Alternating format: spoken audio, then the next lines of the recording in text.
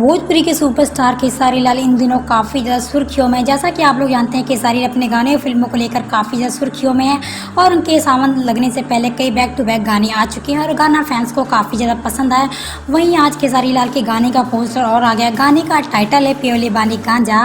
खेसारी लाल ने शेयर किया है और गाने को रिलीज होने से पहले दिल्ली के महिलाओं ने किया फूलों से इस गाने का स्वागत। कल सुबह 6 बजे जी म्यूजिक पर रिलीज किया जा रहा है।